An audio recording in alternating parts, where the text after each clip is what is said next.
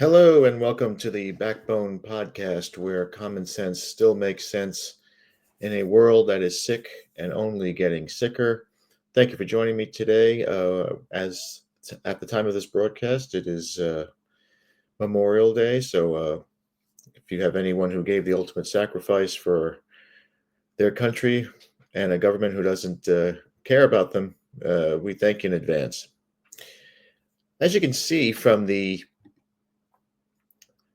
banner that I have up here, there is a loneliness epidemic in this country, and according to the New York Post, and we're using this article for informational purposes, Generation Z and millennial men are chronically lonely. 1 in 4 American men under the age of 35 has reported feeling isolated and alone. This is as alarming as it gets, and this article points out that it's not just America. There are other countries that are going through this as well. But in the article, it says this common feeling of isolation is coming to a head of a set of forces that have been in existence in boys and men's lives for generations. I mean, have people always been lonely? Yes, of course. We hear about artists who are lonely, guys like Van Gogh, and they battled with loneliness. I think even Picasso during his blue period suffered from loneliness. But what do they do? They use their art to get out of it. In the article, they also ask what's the cause, and what is exactly causing today's generation of young men to feel so secluded from the outside world. According to experts, it's a variety of things. Now, let's see what this Justin Young has to say. Justin Young told Fortune that men are disconnected from the rest of the world thanks to toxic digital occupiers like gaming and porn that give this short-term dopamine hit and relieve that replaces real intimacy and acts as a barrier to being vulnerable to how they might be feeling. Another ongoing issue among young men is societal norms around what it means to be a man, Young told the outlet. Now, of course, yes, gaming and porn are a virus that has attacked, especially young white heterosexual Christian males. I know a few of these guys who just stay home and play video games. They play this card game called Magic. They smoke pot all day long. They have no drive. However, it's very easy to blame men for not having any drive when the real culprit, and there's two. It's the internet, of course. It's the adult entertainment that's so readily available on the internet, and it's free, so you don't have to pay for it. But the main cause, I believe, has been something that's been building up for years, and that's feminism. Feminism has destroyed young love. I know it sounds corny, but guys and gals, especially during my time, and I'm a Generation Xer, we were always out. We were always looking to socialize, to hook up with somebody, to date somebody, to get a girlfriend, to get a boyfriend. Yeah, now I grew up in a city, so I can't. I'm probably. I was very fortunate, unlike some people who may live in a small town or, some of these cities that don't have shit. But there was never ever a time where I didn't have something to do. And in those days, you could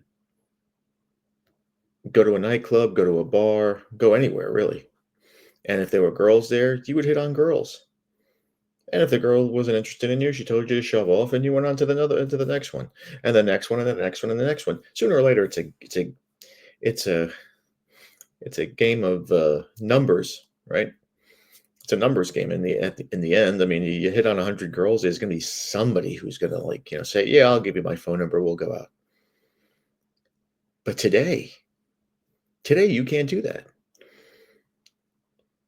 You hit on a girl at a bar, she might call the police and say you're sexually harassing her or you're stalking her. You definitely can't do what guys of my generation used to do. You definitely can't ask a girl out at work. Most of the time, when you found your spouse or a long term girlfriend, it was a girl that you went to school with, that you lived in the same neighborhood with, or that worked in the same job that you had. Maybe not in the same departments, that would be a little too close. But a lot of guys married the girls that worked in their profession or alongside that. Today, you can't do that. You're risking your career, you're risking your livelihood if you even look at a woman in the workplace. Feminism has turned women into monsters. Now they've always been evil. They carry hell within them. But now they're just so mean, and they're looking to destroy you, that if you give them a compliment or a smile or you look at them in a way that they feel is uncomfortable, they will report you to HR. And these companies do not fuck around anymore. They're not screwing around. They will fire you. They will investigate you. They will withhold any type of promotion or any type of contract you might have coming up just because of some frivolous allegation by some chick. And that's why these young men, 18 to 35, are not even attempting to go after girls anymore. Women used to be pursued. That's what men do.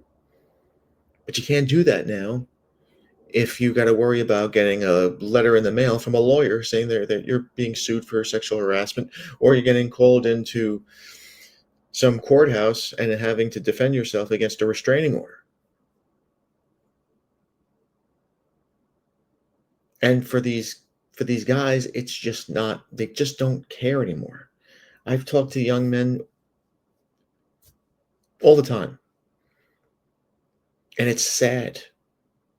It's sad that they don't have the same things that I had.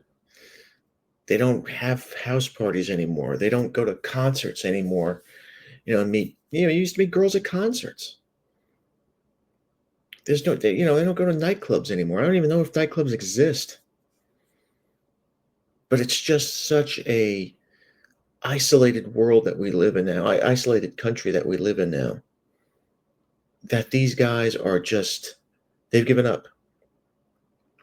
And they would rather live in a fantasy world, like playing video games or magic or watching adult entertainment, getting their jollies off, and then going to bed, or keep playing video games and magic, or keep watching that poison, because in a weird way they're safe.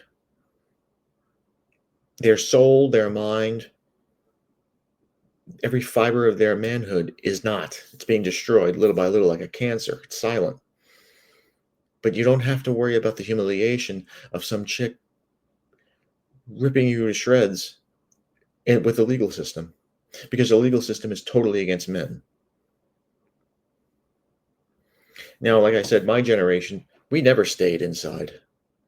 As a little boy, I remember we played ball outside. As long as we can get like 5 or 6 guys together, we found something to do. And then as you grow up, you kind of move from the ball playing days to the girl days, and you had a new set of buddies who you ran around with. And we had nightclubs and parties. There were hangouts. I remember we would just, again, I lived in the city, so we had like parks. There were parks around that people would just gather at and play music. And there was 50, 60 people. Half of them were girls. And if they were from a different neighborhood, there's hundreds, thousands of people that millions of people that live in the city. You're gonna run into somebody that you like, or who likes you. And that's how people met. That's how people socialized. And look, did they always work out? No. Maybe in 4 or 5 months, you guys break it off, but there was always something else around the corner For these guys, I don't think they believe that. There is no there is no place to go on a Friday night. There is no place to go on a Saturday night. There are no parties anymore. I mean, sometimes these kids do bonfires and stuff in the woods. Most of the time, they set the woods on fire because they're morons. But even then, it's the same group of kids. There isn't anybody new there. There isn't anybody uh, that they can get to know, that they can learn about. You met girls at concerts, like I said, social events. You met girls at the movies.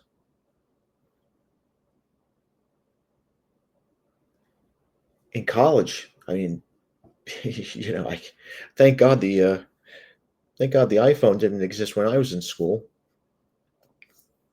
But now you can't do anything.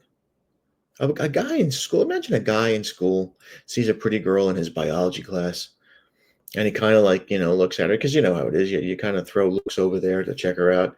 If she catches you looking at her two or three times, there's a good chance that you're going to get a call from the dean and get a reprimand, because that's how these things go today. Women have all the power, and they don't realize that it's a false sense of power that they're having until it's too late. When they're 40, alone, no man, no baby, just a bunch of cats. But yeah, so these boys are going through something that is absolutely horrible, and we're at a point where we're turning into Sparta because we're having a demography effect here. We're not making enough babies. We have a ton of foreign children that are coming in. That's great, but we don't have enough American babies being born. And as the article says here, the startling thing about the loneliness epidemic is that it's extremely dangerous to men's health. Well, goddamn right it is. The WHO, who of course they're Satanists in themselves, revealed that the feeling of being isolated and alone is as threatening to one's health as smoking up to 15 cigarettes a day. And I'll tell you, that's what they're probably doing also. Smoking, drinking, a lot of pot. This is why these guys are zoned out most of the time. And it transcends borders and is becoming a global public health concern affecting every facet of health, well being, and development. This is a disaster. This is something that was that could have been stopped years ago, but it wasn't. And now the fruits of this horror show, of this poisonous tree, are in full bloom, because you have these guys out here who are saying, I am not risking my my career, my schooling. I'm not risking anything just to talk to some chick. I'm not doing it. Many years ago, I saw there was a play written by David Mamet called Oleana, and it was about this young college student who she's failing her class, and she goes to see her English professor. I think it was an English professor, and she asks for his help. And when she enters, she looks like a regular teenage girl. She's wearing her hair is down. She's wearing a t-shirt, jeans, book bag, whatever. The professor tries to help her out. He's going through stuff too. He's going through tenure. He's buying a new house, and his wife is driving him crazy. So he has pressures too. And he tries to consult this girl, tries to console her, and he pats her on the shoulder. He says everything will be okay. He kind of got in her space a little bit, but nothing awkward or crazy. He tells her that he'll issue her some extra credit work, or study a little harder, and he sends her on her way. That's intermission. The second part of the play, the girl comes back, and now she's dressed all in black, hair in a bun, glasses. She's carrying a briefcase, and she has a stern look on her face. And she accuses him, of course, of harassing her. You touched me, you were in my space, you made me feel uncomfortable. All the all the bullshit that happens today. This was over 30 years ago now. At the end of the play, she becomes very, very aggressive, and the teacher loses control, and he hits her, and basically his life is over. Right? No tenure, house is going down the drain, wife's probably going to divorce him. His life is over, all because this girl who probably went to some feminist meeting. It's never explained that way in the play, but she used this opportunity to destroy this man and try to get an A out of him. And I remember as a young man leaving the theater that night, I saw couples, married people, arguing. Well, she was wrong. She confronted him. No, he was wrong. He touched her. You shouldn't have done this. Nobody in their right mind, and that was fiction, no one in their right mind would think that they'd be living that. We're living in the world of Oleana. Nobody in their right mind thought that it would come down to this. But unfortunately, it has. And what men are doing now, what these young guys are doing now, is they're living in these fantasy worlds, these safe places where these shoot 'em up games or these fantasy games, and then of course the adult entertainment's all fantasy, and it's all it's all humiliation stuff that goes on in these things in the adult entertainment world, especially if you're white, because they portray white men as being these insignificant, insufficient little boys. The article goes on to say the problem, of course, is that when they become less authentic. Oh, no, I'm sorry. Another ongoing issue of young men is social norms around what it means to be a man.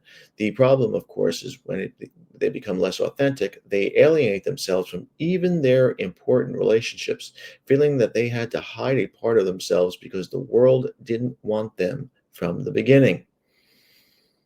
Well, that's what's happening in school, right? Schools are, we talked about this in the previous broadcast, schools are being dictated by women and being uh, being geared towards young girls, not boys. So from the age of 5, when you enter schooling, or even at the age of 3, if you enter preschool, a young boy is led to believe that he's lesser than, and he's getting bombarded by an evil mother at home, an evil teacher at school. The bus driver is probably some old woman who's pissed off at the world,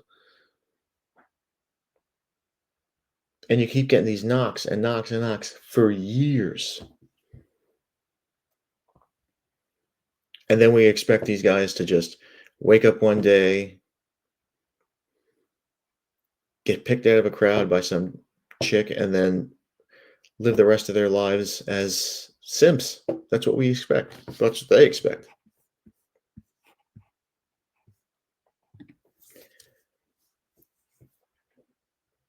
It's a sad case now. It's an alarming case, and it's got something has to happen. Most of the time, if you read books about history, books about social history too, these things do correct themselves. But there comes a point of extreme, extreme horror.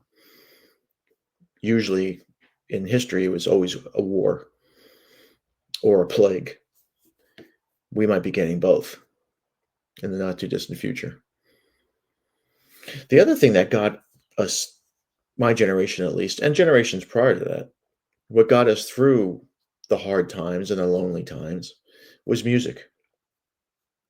Music got you through the hard times because if you had just broken up with a girlfriend, or you got rejected by a girl, you would put on a Aerosmith record or a Bon Jovi record or whatever, and they'd be singing songs about the same thing. She broke my heart, she rejected me, she went off with somebody else. Yeah, Jim, you listen to Jim Croce, that song Operator, his girlfriend leaves him with his best leaves with his best friend. So if it could happen to Jim Croce, well, of course it could happen to me. So you kind of felt this kinship, this parasocial relationship there. That if it happened to those guys, it can happen to me. And guess what? I'll be okay. And music got you through a lot of that. Today, there is no music. Music doesn't exist. Bands don't exist. I mean, the garbage that comes out today is even more depressing than ever before. The great the great thing about my generation that we did not have until later on, of course, was the internet. You were not sucked into scrolling or the iPhones and the endless looking at pictures and just the just a waste of time that you put onto these things. Eh, I remember hearing a preacher say once that God always warned us that the devil will always make it into our homes. And years ago, they thought that television would be Satan's instrument to get into our homes. Now it's the internet. And I think he's right. There is nothing more evil. You can find the most evil, depraved, crude stuff, the most unimaginable stuff on the internet. And it's become such a way of life that people are addicted to it and they can't stop and stay away from it. They just can't. I can't imagine if I took my 16-year-old and brought him back into 1984, a time when it was great. Music was on fire. Movies were great. The 80s movies weren't that great, but music was great. Playing ball all day long. Television was great. He'd lose his mind. He'd lose his mind because there's no phone, there's no internet, there's no Wi-Fi. He wouldn't know what to do with himself.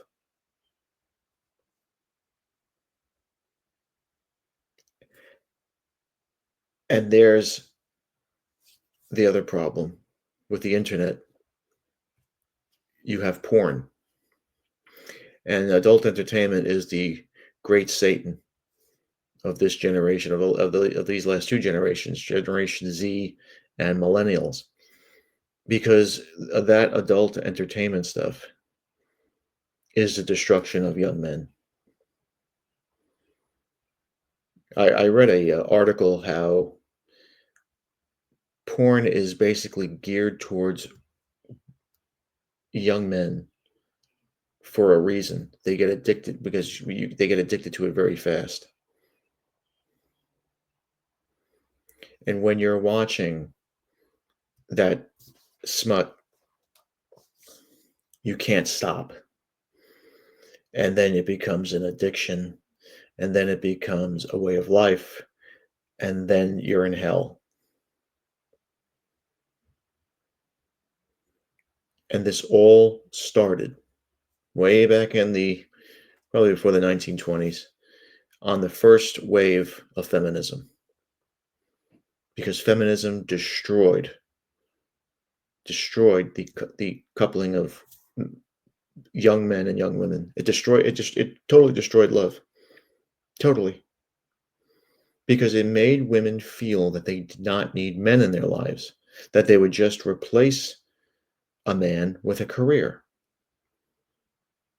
Which, if women had any brains, they realize that they're working for a man, more than likely. They have to do what a man tells them to do. I saw something on social media the other day where a woman posted, "Why should I be a slave, a sex slave to a man, and abide by his rules?" And of course, the comments were comical. But what that chick doesn't understand is that she is a work slave for a man, and she's abiding by his rules. At least, and look, the way they make our grandmothers and our great grandmothers out that they were these serfs that were stuck in a closet, you know, 22 hours 24 hours a day is ridiculous. It wasn't like that. Women in those days were happy to be home. They were happy to have their children. They were happy to make a home. It was how they were measured how they were measured as a woman. What else in the world would you want than to have a beautiful home filled with beautiful children? White children, by the way. What else would you want? The life expectancy I saw is almost even. Women used to live out longer than men did. I think it was like 82, 78. Now I think it's even because these women are now they've overcompensated themselves. They're overworked. They're miserable. They're drinking more. They're depressed more. They're smoking more. They can't find what they believe is love or companionship. And those years in their 30s and 40s and 50s and even 60s have eaten away at their souls to the point where once they hit their 70s, nobody wants them anymore. They are ready for the casket.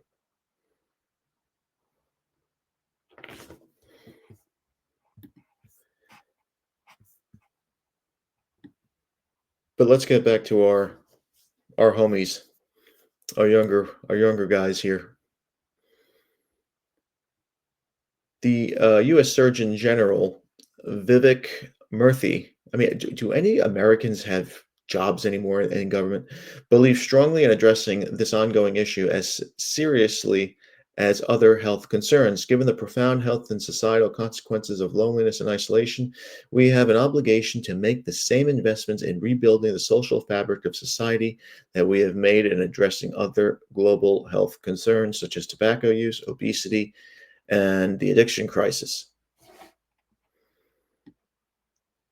Well, that's funny because if they do that, they would have to attack what's the real cancer.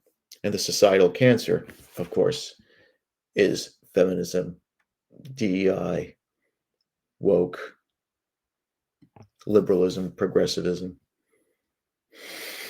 That's what's killing young men today, especially white Christian heterosexual males. And if you know somebody like this, if that may be you, the best thing for you to do is to be a better friend to yourself. And that's what the man memo will be about today. It's very important for you to be your own best friend. You gotta treat yourself as your own best friend might sound corny, but it's a powerful way to combat those heavy shadows of loneliness and depression that hover over you. When you're facing your path littered with challenges, would you chastise a friend for stumbling on this path? No, of course not. You would offer him your hand, words of encouragement. You would remind that person that they have the strength to carry on. So why are we so hard on ourselves? When do we extend our hand to each other, to ourselves? We must remember you're not a bad person and you're not talking to a bad person. Failure can be our friend. Loneliness is isolating yourself from things that great things that could happen to you, but you're not allowing them to get close to you. So how do we eliminate the cycle of loneliness and self-criticism? That's bad too. We start with kindness. We start with being kind to ourselves. Stop being so uptight. It's okay. You fucked up. You'll get past it. Impermanence. Remember, nothing is permanent. Many of us look into a mirror reflecting on battles where isolation breeds our harshest inner critic.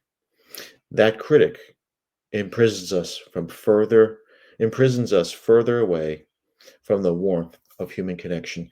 You cannot get from point A to point B unless you have some sort of human connection with somebody else. It just can't happen. You can't do it alone. We're social beings. We cannot do this alone. Embracing self friendship isn't telling yourself sweet nothings and all that bullshit fake comforts like overeating, drinking, or smoking pot. That does nothing for you.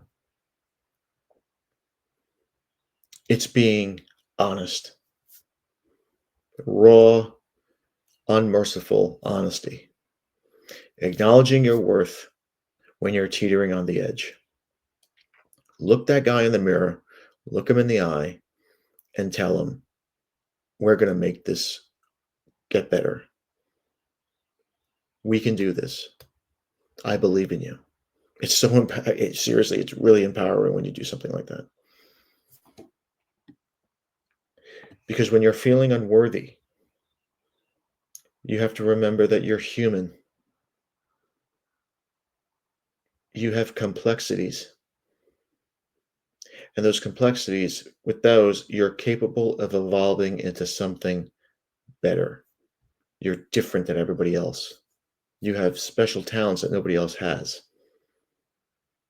This realization is key, not just to unlocking your self love for you, but to open the door wide for the world to see your light. There's somebody out there.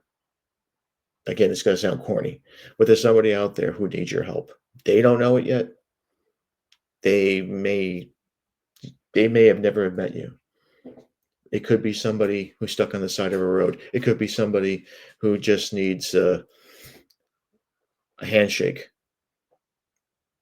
But if you isolate yourself out there, you're not able to get to these people. That's the Stoic medicine. The Stoic wisdom urges you to be a better friend to yourself. Because if you can't love yourself, you can't love anybody else. All right, that's the memo. I know I got a little sappy today on Memorial Day. All right, well, how do we go? Thank you again for watching. Please like, subscribe, comment, and share. And be careful out there, gentlemen. If you are feeling lonely, if you're always criticizing yourself and beating yourself down, just stop. Stop it. Put the electronics away. Meditate a little bit. Do a little yoga. Take a nice brisk walk. If you have a dog, take him out for a longer walk than normal. Get in touch with nature, breathe the air. Get out of the house, get out of the basement. And don't listen to people. Don't take everything people say to heart. That's Satan working. And Satan, as we know, is always busy. And you know what you have that a lot of people don't have, especially a lot of men in this day and age? They don't have a backbone. Get that backbone up. Get it straight. Because masculinity and common sense are worth standing up for.